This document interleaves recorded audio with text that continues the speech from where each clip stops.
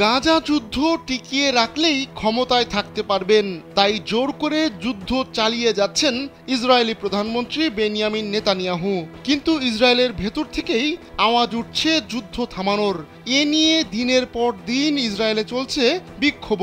এবার যুদ্ধ বন্ধে মার্কিন প্রেসিডেন্ট ডোনাল্ড ট্রাম্পের হস্তক্ষেপ চাইলেন ইসরায়েলের একদল সাবেক কর্মকর্তা।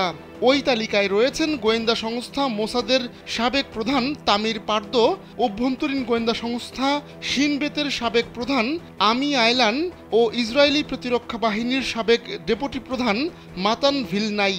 তারা রোববার জানিয়েছেন, চলমান যুদ্ধ বন্ধে নেতানিয়াহুকে বাধ্য করতে ট্রাম্পের কাছে চিঠি লিখেছেন।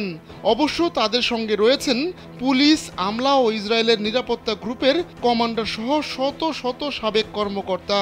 এর আগেও এই গ্রুপটি সরকারকে যুদ্ধ বন্ধে চাপ দিয়েছিল, বরং তারা জিম্মিদের মুক্তি নিয়ে আরও বেশি ভাববার বিষয়ে সরকারকে পরামর্শ দিয়েছিল। কিন্তু কোনোভাবেই নেতানিয়াহুকে বোঝাতে না পেরে ট্রাম্পের কাছে ধর্ণা দিচ্ছেন তারা।